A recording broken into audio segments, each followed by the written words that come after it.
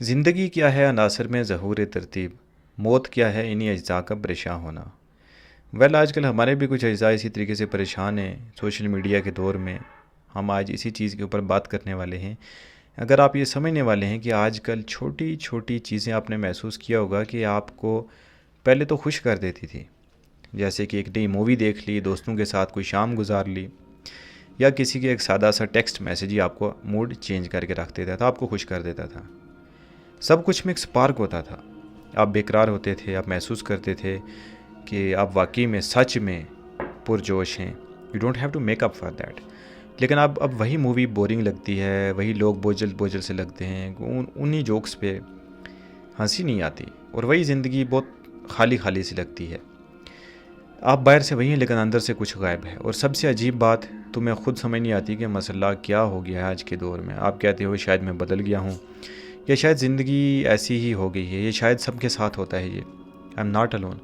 लेकिन सच इससे थोड़ा ज़्यादा परेशान और बेचैन कर देने वाला है, क्योंकि मसला बाहर नहीं है, मसला तुम्हारे अंदर है, और वो मसला आहिस्ता आहिस्ता बढ़ रहा है।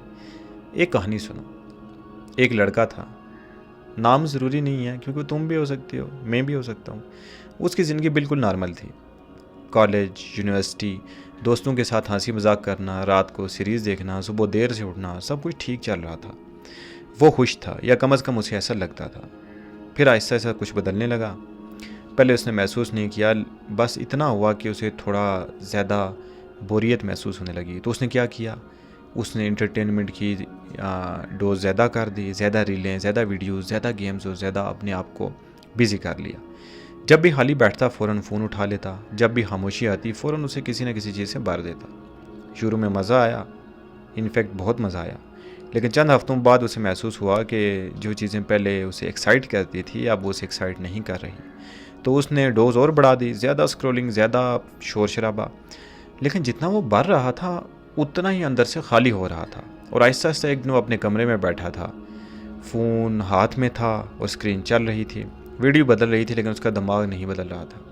अंदर कुछ भी नहीं चल रहा था, ना एक्साइटमेंट, ना कोई इंटरेस्ट, ना कोई एहसास, बस एक अजीब सा खालीपन। और उसने पहली बार खुद से पूछा, मुझे क्या हो रहा है। और यही वो लम्हा है जहाँ ज़्यादातर लोग गलती कर बैठते हैं, क्योंकि वो सोचते हैं मुझे और एक्साइटमेंट चाहिए, और थ्रिल चाहिए, मुझे कुछ नया करना चाहिए, मुझे तब्दीली चाहिए, जबकि हकीकत में उन्हें कुछ नहीं चाहिए होता। You need to do is to anchor just like a ship. कहानी यहीं पे ख़त्म नहीं होती, असल में यहीं से शुरू होती है।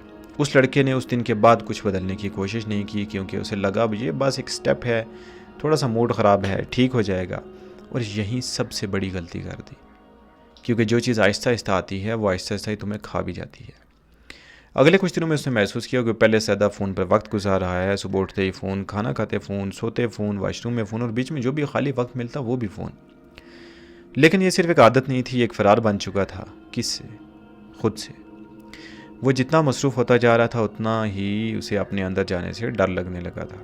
पहले वो बोरियत महसूस करता था, अब वो खामोशी से भाग रहा था। और ये फ़र्क बहुत बारीक होता है लेकिन ख़तरनाक भी।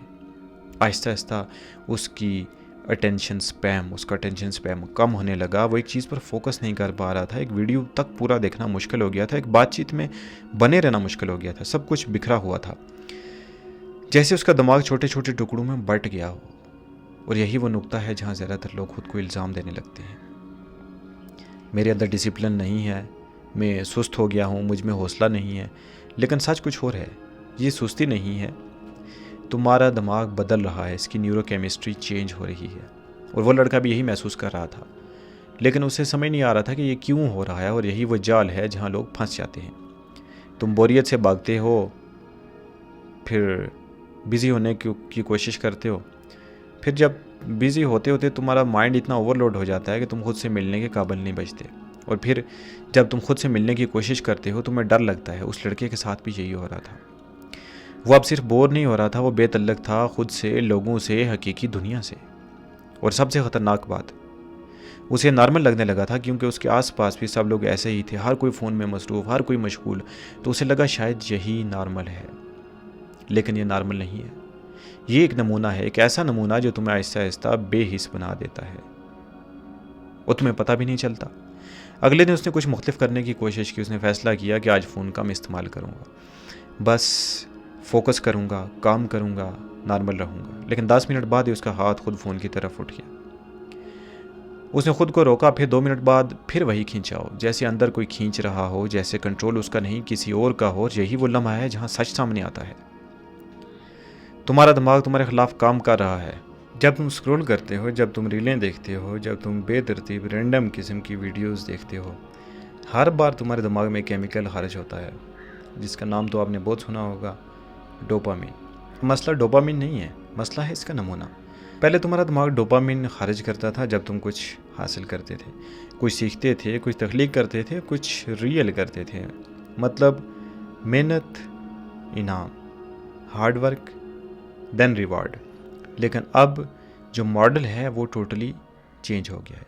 अब इनाम पहले मिल रहा है, मेहनत के बगैर एक स्वाइप और नया वीडियो और इंस्टेंट ग्रेटिफिकेशन। कोई इंतज़ार नहीं, कोई जिद्दोजहद नहीं, कोई लगातार, बस लगातार इनाम। और जब दिमाग को आसान इनाम मिल जाता है तो वो मुश्किल चीज़ों में दिलचस्पी खो देता है। असल में तुम्हारा दिमाग नॉर्मल चीज़ों को मुस्तरद कर रहा है।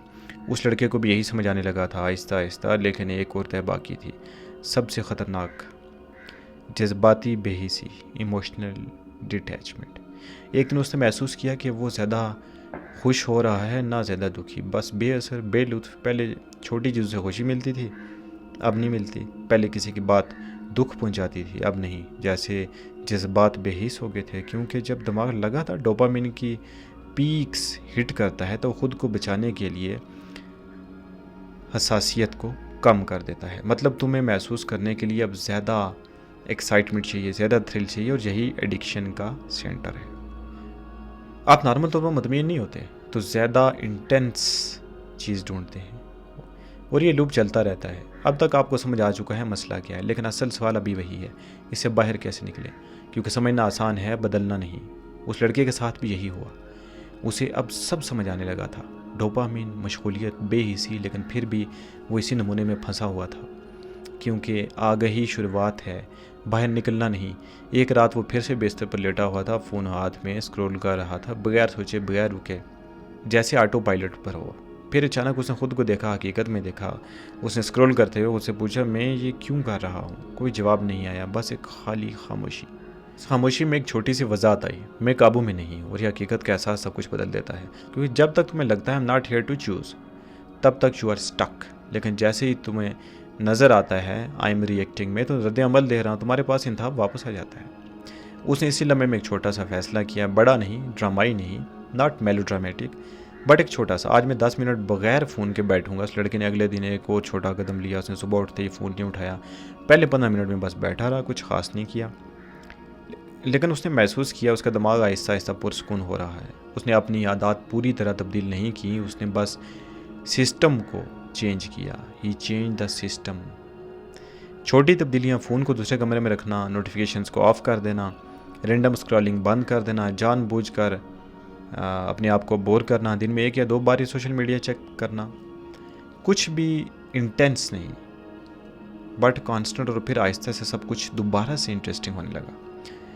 रियल लाइफ फिर से महसूस होने लगी। म्यूज़िक सुनते वक्त इमोशंस फिर से आने लगे, दोस्तों से बात करते वक्त फिर से इंटरेस्ट आने लगी, एक सादा सी चहलकदमी भी अच्छी लगने लगी। और सबसे बड़ी तब्दीली कि खुद को फिर से महसूस करने लगा, ना ज़्यादा एक्साइटेड, ना ज़्यादा डिसेंसिटाइज्ड, बस रियलिटी में। और यही तुम्हें एक बहुत अहम चीज़ समझनी है, तुम्हें डोपामिन ख़त्म नहीं करना, तुम्हें इसे बैलेंस्ड करना है। अब सवाल यह है कि तुम बोर क्यों हो, सवाल यह है तुम अपने दिमाग को क्या खिला रहे हो, क्योंकि जो तुम रोज़ इस्तेमाल कर रहे हो वही तुम बनते जा रहे हो। और अगर आप ये काबू कर लो तो आप पूरी हकीकत बदल सकते हो। अब आखिरी बात, तुम्हें पूरी ज़िंदगी बदलने की ज़रूरत नहीं, बस आज एक छोटा सा कदम लो। 10 मिनट फ़ोन के बगैर बैठो, एक काम पूरी इंटेंसिटी के साथ, तवज्जो के साथ बैठ के करो। A man must be accustomed to some form of boredom. एक बातचीत बगैर मशगूलियत के करो, बस इतना। क्योंकि तब्दीली एक फासले से नहीं, एक नमूने से आती है। अब इसे यहीं ख़त्म मत होने दो। अगर तुम सच में खुद को वापस पाना चाहते हो तो इस वीडियो को लाइक करो, ताकि ये पैगाम और लोगों तक पहुँचे, उन्हें पता चले, अवेयरनेस आए कि उनके साथ एक्चुअल में हो क्या रहा है। और चैनल को सब्सक्राइब करो और कमेंट करो। और कमेंट कोई शैलो कमेंट नहीं करो, बल्कि अपनी ज़िंदगी की लाइफ स्टोरी लिखो, ताकि दूसरे लोगों को भी सुन के उसके अंदर हेल्प मिल सके। और बेहतर है कि ये लिखो, I choose to feel again. Use this affirmation daily on consistent basis. Speak out loud, I choose to feel again, because when no one is listening, your subconscious brain is listening, and your conscious brain absorbs every bit of information and it sends to subconscious brain, जहाँ में future की personality choose हो रही होती है। क्योंकि जिस दिन तुमने महसूस करना शुरू कर दिया, उस दिन ज़िंदगी फिर से बोरिंग नहीं लगेगी।